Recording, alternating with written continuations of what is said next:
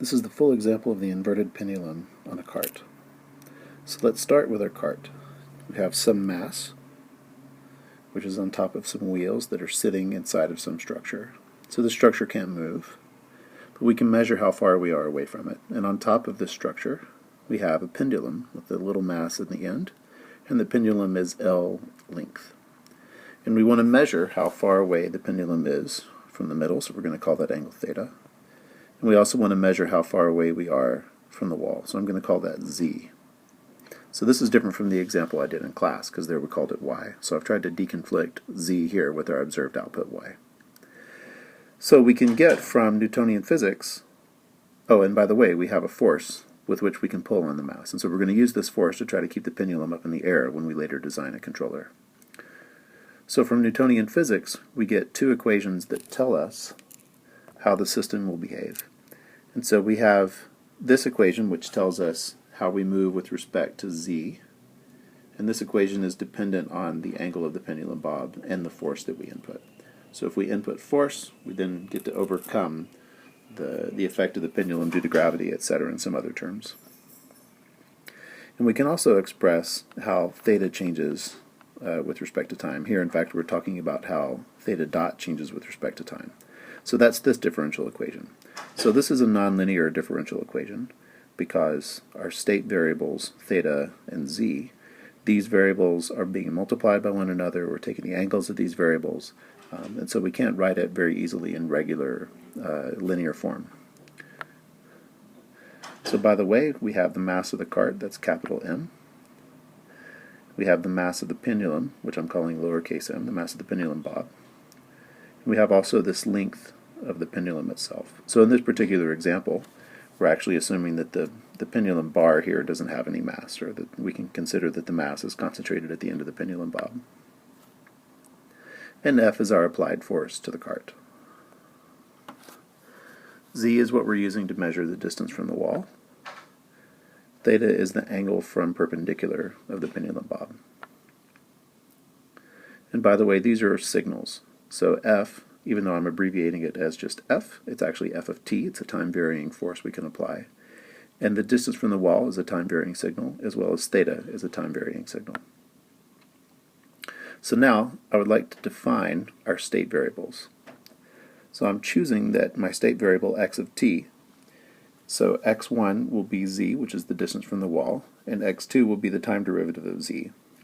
x3 will be theta, and x4 will be the time derivative of theta. I'm defining that u of t is my input force, and I'm just defining that y of t is equal to x1 of t. So I only care about measuring or observing x1 at the output. So, how would I like to linearize this system? If that's what I'd like to do next, I'd like to write the system in this form. So in order to do this, I need to determine the matrices A, B, C, and D. And once I can determine these matrices, then I can express how the system will behave when it's perturbed just a little bit from its nominal point. So what will the nominal point be? Well, that's the equilibrium mode that I'd like to find. So it turns out this system actually only has one equilibrium point. Theta 0 equals 0, and theta dot 0 equals 0. So this is the same as saying x3 equals to 0 and x4 equals to 0. And so the approach that we'd like to take is to find the other x0, u0, and y0 points so that our system remains in equilibrium. We need to find these other variables. So we're going to solve for x dot equals 0 in order to get our x0 points. So remember, we're assuming that theta equals theta dot equals 0. So now let's rewrite the nonlinear equations in motion as some functions f1, f2, f3, and f4. So these each pertain to our individual state variables. x1 dot equals f1 of xu, x2 dot equals f2 of xu, x3 dot equals f3 of xu, and x4 dot equals f4 of xu. So the reason that we're writing these down as four different equations is that we're going to end up having to take the partial derivatives of these. So let's start now with z double dot equals all of that other stuff that we have from the equations of motion. So now I want to substitute in values of theta, which is representing x3, and theta dot, which is representing x4, here. So if x1 equals z, x2 equals z dot. So we actually know this by looking at these equations. So if x is made up of x1, x2, x3, x4, we can take the time derivative of x to get x dot. So the time derivative of the x vector is x1 dot, x2 dot, x3 dot, and x4 dot. So this is actually a pretty easy step, right? We can see that if we just take the time derivative of the vector, we get the vector of the time derivatives of the vector elements. So I'd like to be able to write now that x2 is equal to z dot. So why does this make any sense? Well, z double dot is equal to x2 dot. Think about this for a second. Look over here at x2. So I've told you that x2 is equal to z dot. So if I take the time derivative of x2, I get the time derivative of z dot, which is z double dot. So you have to think about this for a few seconds until it makes sense, maybe. So I can now write that z double dot equals x2 dot.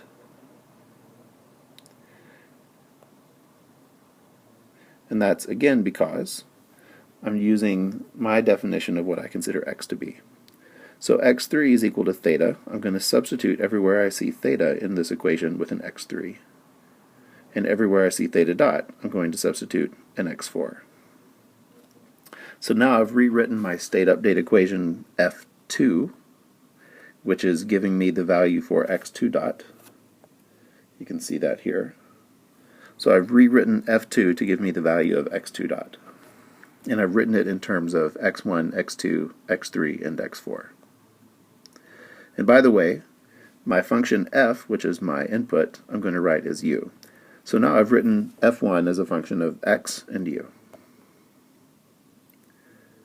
So I can find the equilibrium here. X dot is equal to 0 at this operating point. So I need to set x2 dot equals to 0. So I choose the values x3 and x4 are both equal to 0, which tells me that for x2 dot to be equal to 0 means that u0 over lambda sub m times m must be equal to 0. So this is only valid when my input force u0 is equal to 0.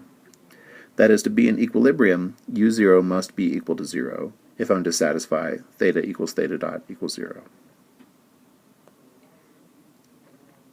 So now with x2 dot equals to 0 and x1 dot equal to 0, or what conditions is x1 dot equal to 0? Well, if x1 is equal to z, x1 dot is equal to z dot, and z dot is equal to x2. So x1 dot is equal to 0 when x2 is equal to 0. We can now start plugging these values in. So x20 is equal to 0. We know that from the previous point. x30 is equal to 0 because we said theta must be equal to 0 in order to be in equilibrium. So theta equals to 0 is the criterion, means that x3 must be equal to 0. The same is true for theta dot equals to 0 for x4. So what about x10? What can x10 be equal to? Well, it can actually be equal to anything. We can start at any point along the wall that we like and be in equilibrium. So it doesn't really matter which value we choose. So x10 is just equal to some y0. So that's the equilibrium is possible at any initial condition y0, as long as x20, x30, and x40 are all equal to 0. So it's important to think about this now for a second. In order for my system to be in equilibrium, I know that my theta values can't be time varying. So theta must be equal to 0 and theta dot also has to be equal to 0. So x3 equals to 0. This is the criterion to make sure that theta equals 0. And theta dot is equal to 0 is my criterion for x4 is equal to 0. x2 becomes 0, so x2 dot becomes 0 only if my input u0 is equal to 0. And so that gives me the constraint for what u0 has to be. And then I can choose any point y0 in order to still be in equilibrium. So now that I've found my equilibrium points, I will perform the Taylor series expansion at the values x0, u0, and y0. So remember that x0 is all zeros except for the initial condition for z is just some value y0. and u0 is equal to 0, and y0 is just some initial condition, z0. So if we go back and look at how we wrote it the first time, this gives us z double dot, and we can also get theta double dot. So these two values are written in terms of the original variables z and theta. So let's go ahead and replace these now with our x1, x2, x3, and x4. And also we're going to replace z double dot and theta double dot with x2 dot and x4 dot. So first I'll replace all the x3's in this equation. Since u is equal to 4, I'll replace the u, and then I'll also replace theta dot with x4. And I'll replace z double dot with x2 dot. Again, that comes from here. Z double dot is equivalent to x2 dot. So x1 dot is equal to x2. This is a little bit harder to see, but if you think about it, I've showed here that x1 dot is equivalent to z dot. And up here I've said that z dot is equivalent to x2. So if I want to write x1 dot as a function of x and not as a function of x1 dot, then I can choose x1 dot is equal to x2. So that allows me to have the right-hand side of the equation be only my state variables, and the left-hand side is the time-varying state variable x1 dot. And I can do the same thing for x3 dot is equal to x4. Again, x3 dot is equal to theta dot, and theta dot is equal to x4. And so here I can write just x3 dot is equal to x4. So this allows me to write my function f3 in terms of x and u. Okay, so I'm going to do the same kind of replacement here for theta double dot that I did before. So I replace now that theta double dot is equal to x4 dot. I can see that from this equation. And I've replaced all the thetas with x3's because theta is equal to x3. And I'm going to also replace theta dot with x4.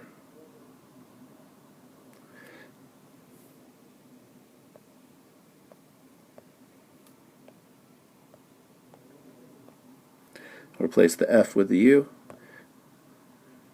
And so now I can write that x1 dot is equal to f1 of xu, x2 dot is equal to f2 of xu, likewise for x3 and x4.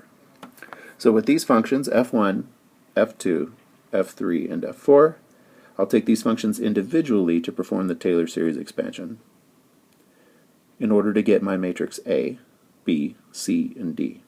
So let's write down the definitions of how these matrices look.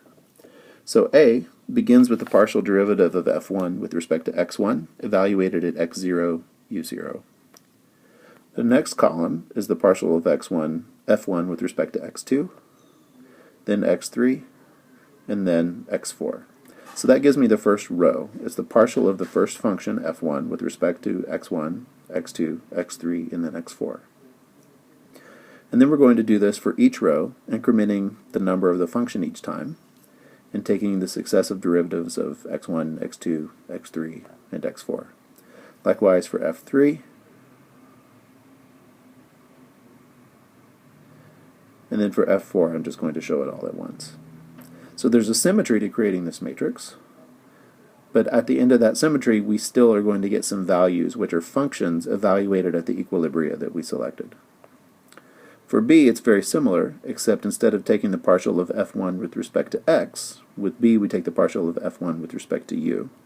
So we don't have successive row elements here, because u is a single input. If we had multiple inputs, then we would take the partial of f1 with respect to u1 and then the partial of f1 with respect to u2. But this particular system is a single input. So we're going to end up with a 4x1 vector here. For C, instead of taking the partial of f with respect to x, we're going to take the partial of g with respect to x. So C begins with partial of g with respect to x1, then x2, x3, and then x4. And D, similarly to C, is approximating g. And so we're going to take the partial of g with respect to u. Again, g is only has one output, so the size of the output y is just a scalar, so we just have one function. And then u is only a single input, so d is going to be a 1 by 1 matrix. So this gives us the structure, the shape of these three matrices. Now let's come up with their individual values. So in order to do this, we will end up with delta x dot equals a delta x plus b delta u. Delta y is equal to c delta x plus d delta u. So now let's calculate the individual derivatives of each function with respect to x and then with respect to u. Likewise for delta g with respect to x and g with respect to u. So I'm going to go ahead and skip how to write this out. I'm going to take each of these values, calculate the functional partial derivative of each individual function, evaluate it, and then replace those values in the matrix. So for example, f1 of xu is equal to x2. So if we take the partial derivative of this function with respect to x1, it's a constant, 0. So x2 is a constant with respect to x1. So when we take the derivative of any constant, it's equal to 0. So I can go ahead and replace that value in the matrix, element 1, 1, with a 0. What happens when I take the partial of f1 with respect to x2? Well, the partial of x2 with respect to x2 is 1. So I can replace this element in the matrix with a 1. f1 with respect to x3 is 0, and f1 with respect to x4 is also 0. I messed that up. Let's fix that.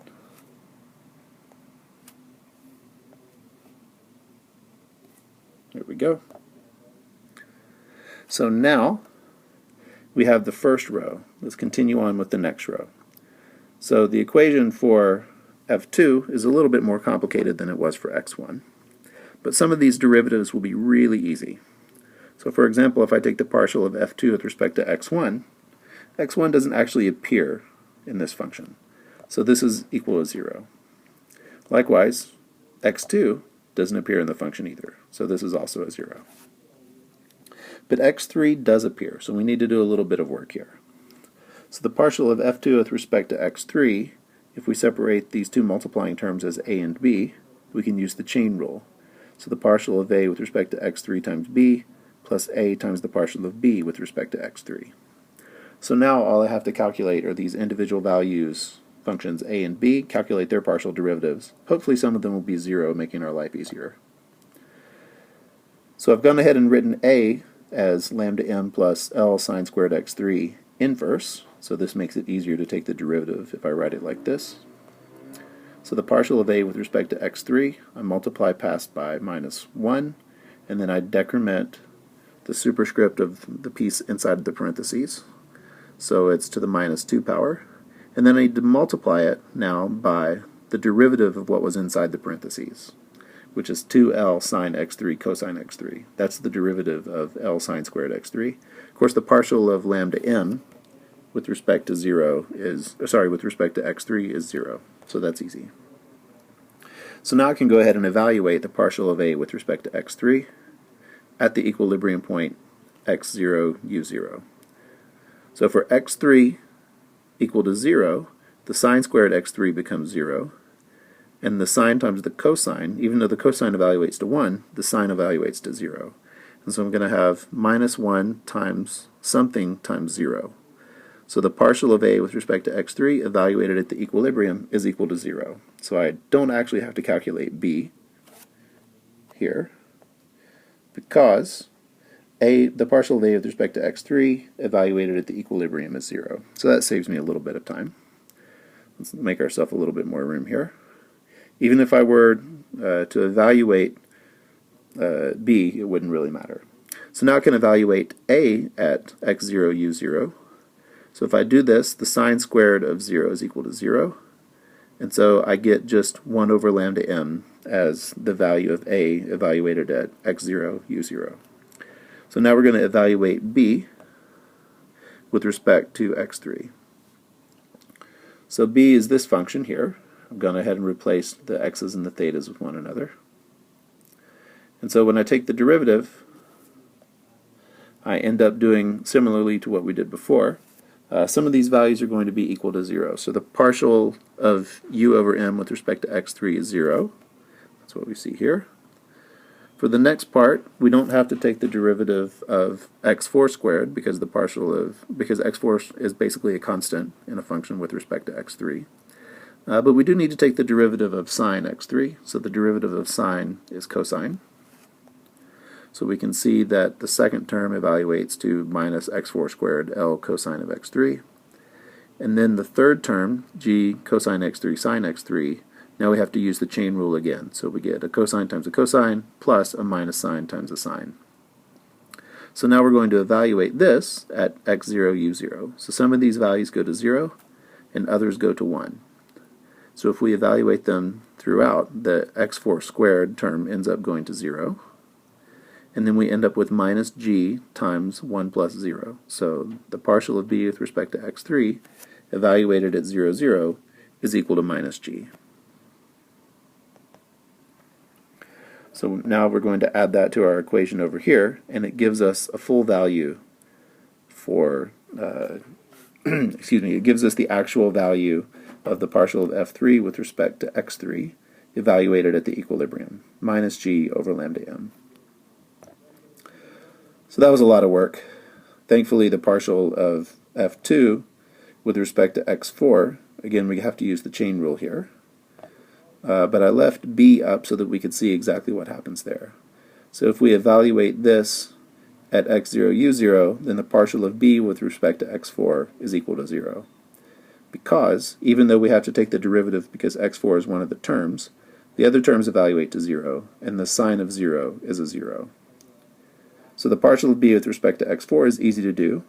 I don't need to evaluate a because partial of b with respect to x4 is equal to 0. So let's make a little room. Even if I needed to evaluate a, it turns out that if I just evaluate b at x0, I'm going to get 0 minus 0 minus g times 1 times 0. So all of these values evaluate to 0. So thankfully I don't actually have to do the partial of a with respect to x4, and this gives us our final value. So the partial of f3 with respect to x4 evaluated at the equilibrium also equal to 0. So we've done the first two rows. Let's continue on now and do the third row. So if we take f3 of x and u, that's just equal to x4. Again, this is the definition of f3. So the partial of f3 with respect to x1 is 0. Partial of f3 with respect to x2, also 0. With respect to x3, you guessed it. And the partial of f3 with respect to x4, 1. Okay, the third row was easy. The fourth row, maybe not. So let's go ahead and write down f4 of xu. And this is expressed in terms of x1, x2, x3, and x4. So it's almost like the function f2, but not really, because we have a few extra cosines thrown in there, a few extra constants that are added to 1. But some of the derivatives are still easy. So the partial of f4 with respect to x1, since x1 never appears, this is 0. The same is true for x2. It does not appear, so that's an easy one. But the partial of f4 with respect to x3 is a little bit more complicated. So let's go ahead and use our good friend the chain rule again. So we have a and b. Take the partial of a with respect to x3 times b, and a times the partial of b with respect to x3. So we use a similar rule as we did before. The partial of a with respect to x3, I've written it with to the minus 1 power to make it easier or more straightforward to do the derivative. So now we have 2L sine of x3 cosine of x3. Again, a lot of these terms end up being zeros multiplied by terms that are non-zeros. And so the zeros went out. So the partial of a with respect to x3 evaluated at the equilibrium is 0. So we don't need to evaluate b. Let's next just evaluate a at x0. Well, this term goes to 0, but the 1 over L times lambda m we need to keep. So now we need to figure out for b. So in order to do this, I've rewritten b1, b2, and b3 so that we can look at their individual terms. So the individual b1s, b2s, and b3s look like this. So let's evaluate partial of b1 with respect to x3 at 0. That's actually equal to 0. So again, if I take the partial of b, it's the sum of the partial derivatives. So the partial of b1 with respect to x3 is equal to 0. so we don't have to worry about that one. The partial of b2 with respect to x3, we have some sines times some cosines, but the x4 is actually equal to 0, so it doesn't really matter what those sines and cosines are on the inside. So the partial of b2 with respect to x3 is also equal to 0. The partial of b3 with respect to x3, on the other hand, if we evaluate this, now we see that the cosine goes to 1. So we need to keep around this 1 plus lambda m times g term. So now if we multiply a evaluated at the equilibrium times the partial of b with respect to x3 at the equilibrium, this gives us the partial of x4 with respect to x3. So we can put this now into the table. And let's look now at the partial of f4 with respect to x4. So again, we need the chain rule here, but as you might have guessed, a lot of these values are going to end up going away. So the partial of a with respect to x4 is equal to 0. That prevents us from having to evaluate b. And the partial of b with respect to x4, if we take our friends b1, b2, and b3, these two are equal to 0 pretty easily. The partial of b2, because we're going to be multiplying x4, which is a 0, times the remaining sine and cosine functions, turns out this function is equal to 0 as well. So we don't have to evaluate at b, nor do we have to evaluate at a. We're pretty confident that this now is our A matrix. So we're going to use this at the end when we write our final values for our approximation. So let's now do the same thing that we did for A, but for B.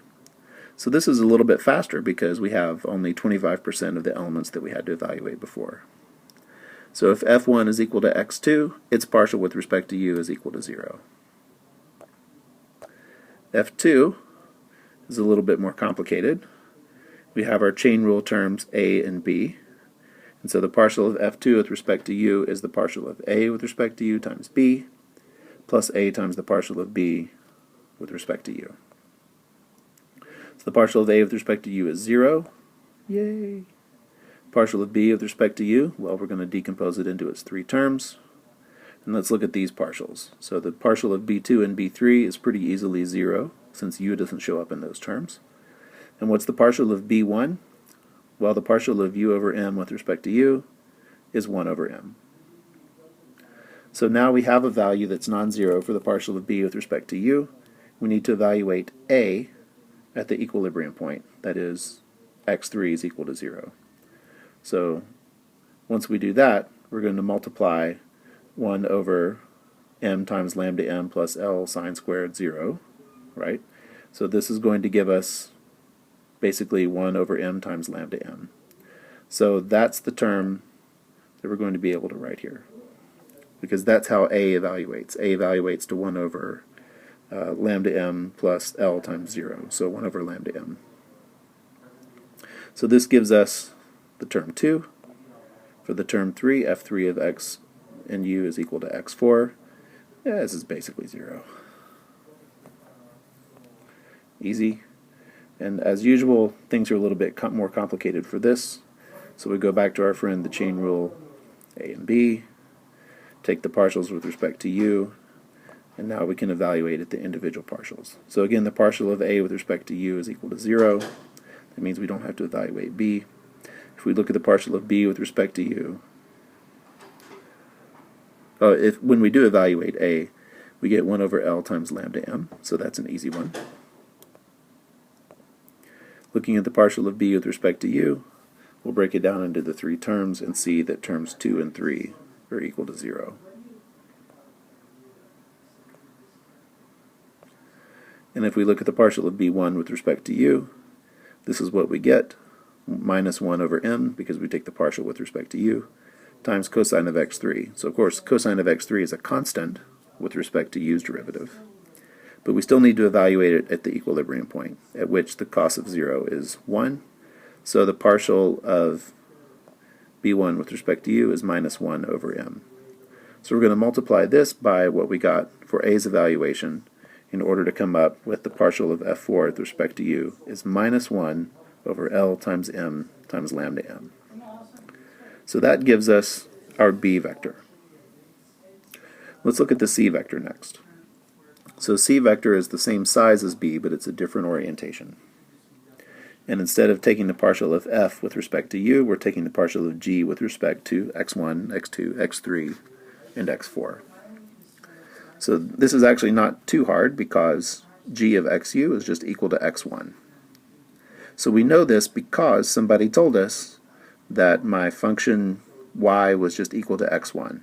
So if we write y equals g of xu, then g of xu must be just equal to x1. So this is by definition. Depending on how your y matrix is determined, you get a different function for g. But our g function is g of xu is equal to x1. So the partial with respect to x1 is 1, and with respect to all other derivatives is 0.